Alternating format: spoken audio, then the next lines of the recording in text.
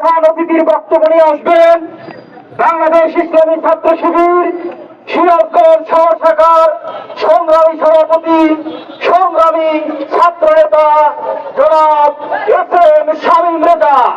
জনাব S M Shamim Reza এখন আপনাদের সামনে বক্তব্য রাখবেন।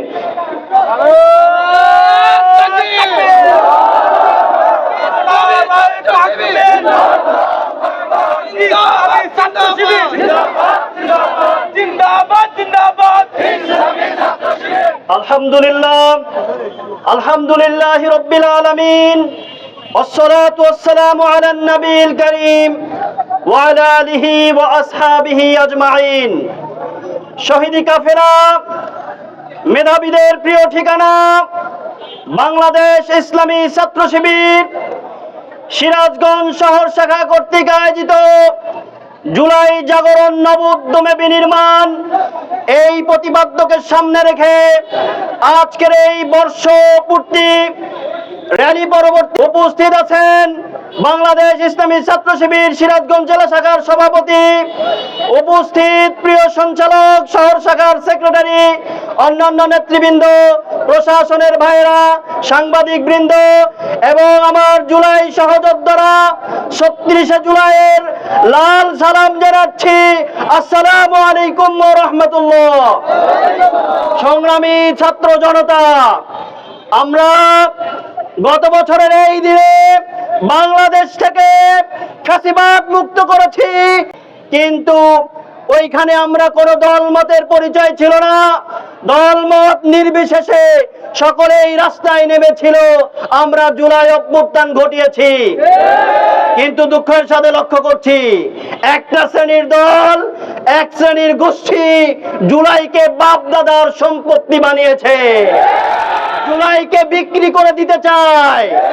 আমি দীপ্ত কণ্ঠে ঘোষণা দিতে চাই, ইসলামী ছাত্র শিবিরের একজন কর্মীর এক ফোঁটা রক্ত থাকতে এই জুলাইকে বিক্রি করতে দেওয়া হবে না। সংগ্রামী ছাত্র জনতা, আমরা 1 বছর উদযাপন করছি, কিন্তু দুঃখের সাথে লক্ষ্য করছি এখনো হাসপাতালে আমার আহত ভাইরা কাতরাচ্ছে সুচিকিৎসার জন্য। এখনো নিহত পরিবারের পুনর্বাসন হয়নি। ইন্টারিম গভর্নমেন্টকে বলবো অতি সত্বর আহত ভাইদের সুচিকিৎসার জন্য যে ব্যবস্থা গ্রহণ করা উচিত সেই ব্যবস্থা গ্রহণ করতে হবে। নিহত পরিবারের জন্য যেই পুনর্বাসন করা দরকার অতি সত্বর পুনর্বাসন করতে হবে। সংগ্রামী ছাত্র জনতা, এদেশ মুসলমানের দেশ, 90% মুসলমানে। সকল কমিশন গঠন হলেও যে দেশে হাসিনা আসার পর শিক্ষাঙ্গনকে নাস্তিকবাদ বানিয়েছে, শিক্ষাঙ্গন ধ্বংস করেছে, এই দেশের শিক্ষা ব্যবস্থার কোনো কমিশন নাই, শিক্ষাঙ্গনের কোনো সংস্কার নাই। সুতরাং ইন্টারিম গভর্নমেন্টকে বলবো অতি সত্বর শিক্ষা কমিশন গঠন করতে হবে, ঘুরে ধরা শিক্ষা ব্যবস্থাকে সংস্কার করে নৈতিকতাপূর্ণ ইসলামীকরণ করতে হবে। সংগ্রামী ভাইরা, ইসলামী ছাত্র শিবির এই জুলাইয়ে আপনাদের সাথে অংশগ্রহণ করেছে, সকলের অধিকার রয়েছে এই জুলাইয়ের। সুতরাং আমরা কাঁধে কাঁধ মিলিয়ে এই দেশকে সুখী, সমৃদ্ধ, জনবসতি একটি দেশ বানাবো ইনশাআল্লাহ। সংগ্রামী ভাইরা, আমরা 1 বছর পূর্তিতে এখানে উপস্থিত হয়েছি, কিন্তু আজ আওয়ামী লীগের গ্রেফতার করার কথা বলা হয়। যারা আওয়ামী লীগের দোসর ছিল, খুনি ছিল, এরা এখন আমাদের মাঝ দিয়ে ঘোরাফেরা করে।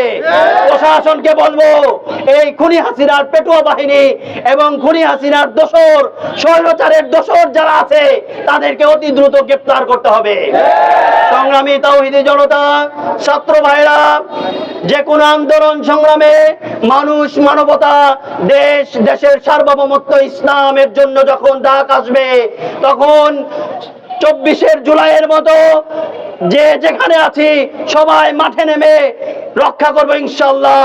সবাইকে ধন্যবাদ জানিয়ে আজকের এই র্যালিতে সবার জন্য ইসলামী ছাত্র শিবির সিরাজগঞ্জ শহর শাখার পক্ষ থেকে মোবারকবাদ জানিয়ে আমি আমার কথা শেষ করছি। আবারও আপনাদের সালাম জানাচ্ছি। আসসালামু আলাইকুম ওয়া রাহমাতুল্লাহ।